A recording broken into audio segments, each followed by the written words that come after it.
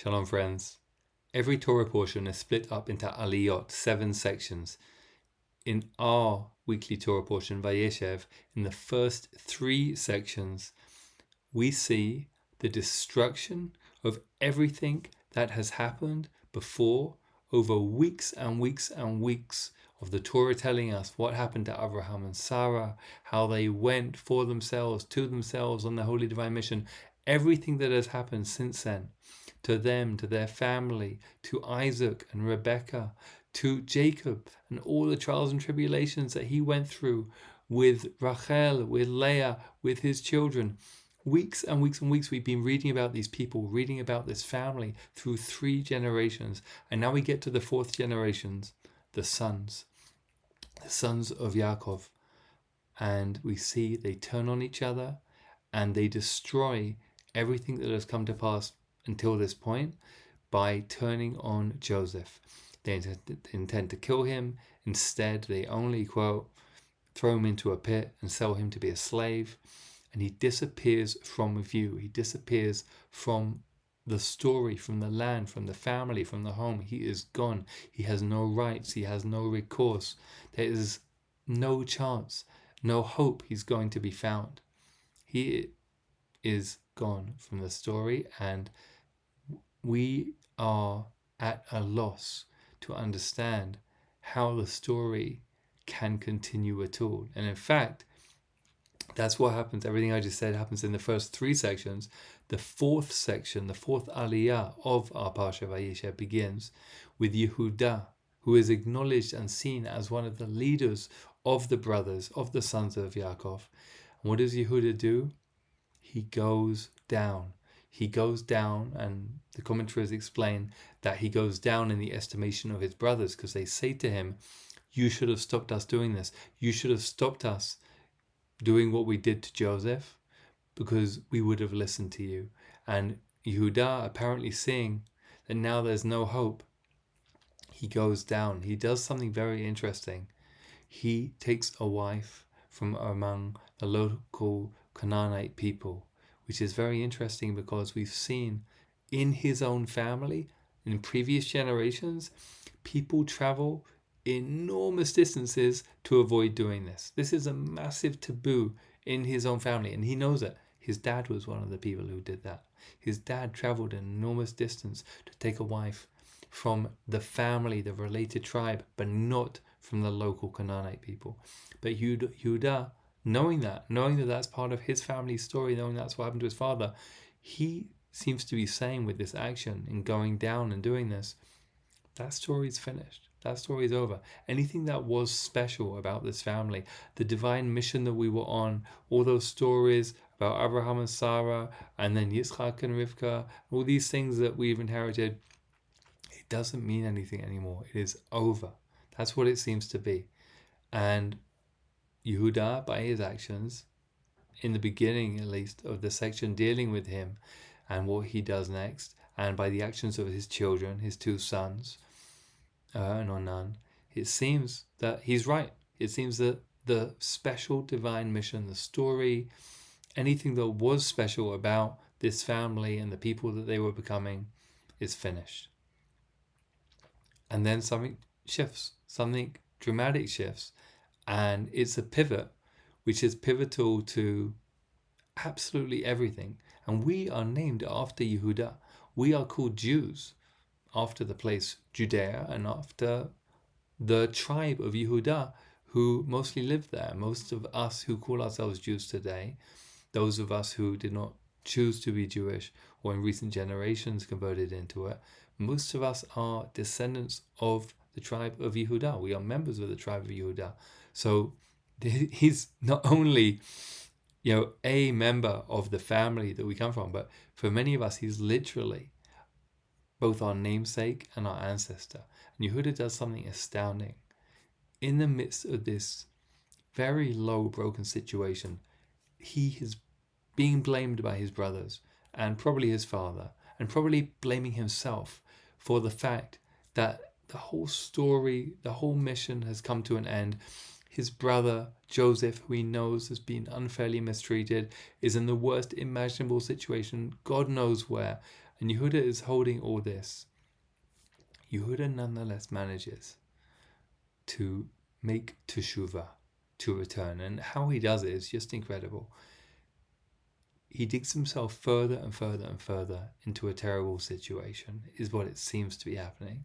It seems that things are just getting worse and worse and worse for him. 2 of his sons die, and he wants to avoid the third one dying. So he goes through this whole process of deception by not letting his third son marry the woman Tamar, who was married to the first 2. And then he, in his own state of grief and mourning after his own wife dies, he turns to Tamar, not knowing who she is, thinking that she's a harlot. And it just seems like he's just going from bad to worse. And then Tamar takes agency. And really it's Tamar who is the catalyst here for the incredible change. Yehuda also deserves credit because he also makes teshuvah in an amazing way. But really it's Tamar. Very much this story reminds me of Ruth in that she risks her own life. She risks her own status. She risks everything for the sake of doing the right thing. And because she does, even though she violates taboos and social norms and what people might think is the proper thing, she helps to produce the line that eventually leads to the Messiah. That's what our tradition says. That's what the Torah says, that the Messiah comes from the bold actions of Tamar here, and also later on Ruth with Boaz in the book of Ruth. And there are other astounding stories that lead to the Messiah. Ruth herself comes from Sodom and comes from an act of incest between the daughter of Lot and Lot. Just so many things about where the redeemed world of universal peace and justice that we yearn for, the messianic vision, where that comes from in our tradition is the lowest, most broken places of failing to relate in a healthy way. And people who turn that around, people who save that, people who redeem that. So Tamar, first of all, deserves the credit for taking things into her own hands. And then when she sends a message to Yehuda in private, saying, well, actually, before you take me out and burn me, which is what was going to happen to her, before you take me out and burn me for getting pregnant, you should know, Mr. Important Local Tribal Chief, that the man who got me pregnant is the man to who these things belong. And she presents Yehuda privately with his own possessions, his signet ring and his staff, his seal. She says, these are the things that you gave to me, and I'm giving them back to you now privately to show you it was me. I was the harlot that you turned to when you were at that low point, when you were doing something that you knew that wasn't the best thing for you to be doing. Nonetheless, I'm not going to publicly shame you. I'm not going to tell anyone else that you did this. This is just between you and me. And Yehuda, at this point, has a fascinating choice in front of him. He could say, only one person in the world knows about me doing the wrong thing. Only one person in the world. Actually not true. He has a friend who knew as well. But only one person in the world who was likely to tell anyone knows about me doing the wrong thing. And that's Tamar. And I have the power to kill her. And I'm about to kill her. And she's been taken out to be burned. All I have to do is press the button, go through with this thing I've already started. She'll be dead. And no one will ever know about my inappropriate behavior. And given everything we've seen so far about Yehuda, about how he's fallen in the estimation of his brothers, about how he's probably being blamed by others and blaming himself for destroying the whole family lineage and legacy and mission, about how he's blaming himself for his brother being a slave in Egypt. Given all of that, what's to stop him saying, yeah, you know what? I don't want to face any more shaming. I don't want to face any more criticism. I just want this whole unsavory episode of this whole Tamar woman and the harlot and everything. I want it all just to be behind me. My son's dying. It's very unpleasant. It's very painful. Let's just put it behind me. Let's kill the only other person who knows about it apart from my friend. And then let's move on. He doesn't do that. He doesn't avoid reality. He actually says something amazing. He says, she is more righteous than me. Tzadka mimeni. And it's an amazing double play on words, because the words could also mean she is righteous, she is correct, it is from me, and it can mean the pregnancy that she is having. So she is righteous, it is from me, and also she is more righteous than me. Both of these readings are true and correct. And in that tiny moment, those two words, Yehuda, defines our whole existence and turns our whole story around. From this point on in the story, everything is going to be okay. The next thing that happens after this, after we're told that this episode leads to the lineage which eventually leads to the Messiah being born, a universal peace and justice for everyone in the world to enjoy, after that we're told that Yosef faces temptation, which he overcomes. And he becomes, in the Kabbalah, in the mystics, he becomes Yosef HaTzadik, the paradigm of integrity that we need him to be, because we need that kind of leadership. But we don't only need the leadership of Yosef, we also need Yehuda. And over the next few weeks, we're going to see how these two different forms of leadership are being tested and developed and eventually reconciled sufficiently until we get to the point where we're told in the prophets that the messianic vision of our people's leadership is that both of these will be working in harmony together. Both Yehuda and Yosef, we need them both. We need their descendants. We need the messianic leadership that comes from them both.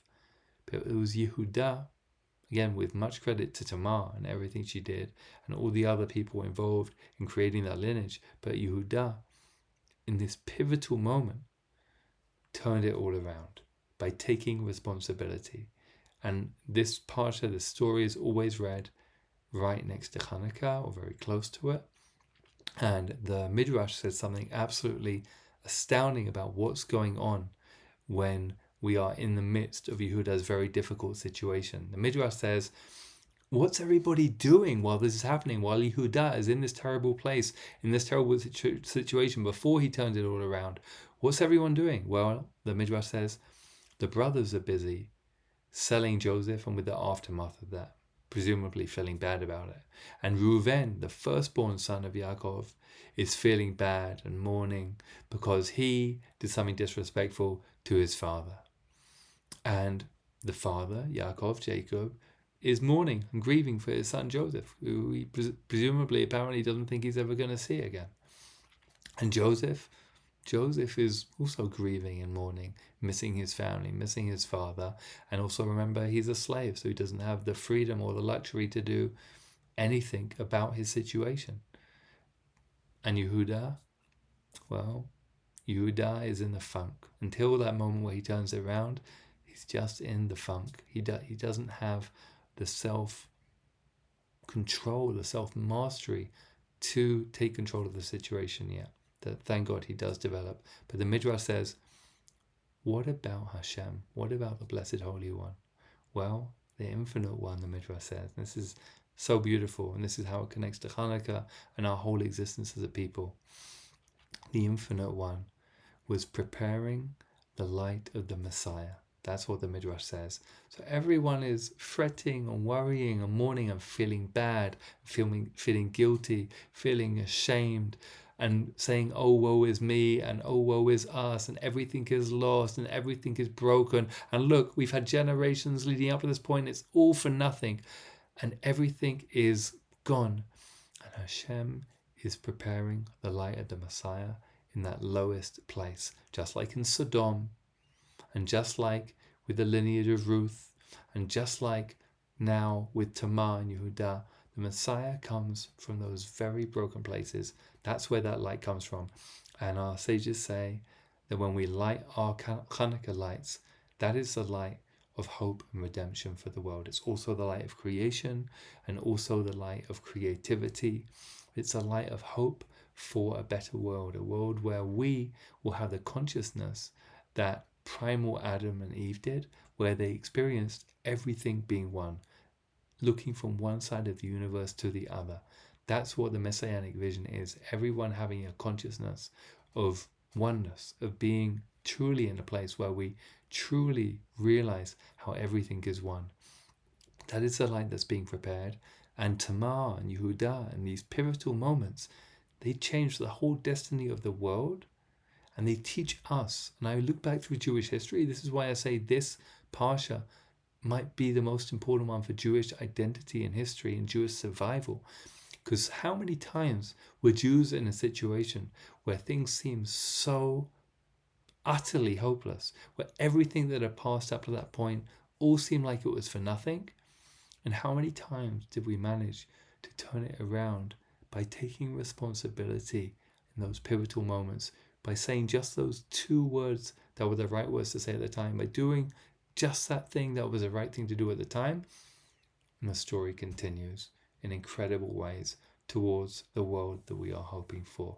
So may we light our lights on the outside, on the inside, and may we know when we do that light that we are enjoying is the light of a people that has been around for thousands of years through so much darkness, through so much brokenness, and that light somehow give us the hope every single time to keep going, to come back, just like the sun comes back after the solstice, just like the moon comes back as it does during Chanukah, when the moon goes away and comes back. That's what we're celebrating, the moon and the sun going away and coming back, and us going down to the darkness and coming back. May it be so. Shabbat Shalom. Chanukah Sameach.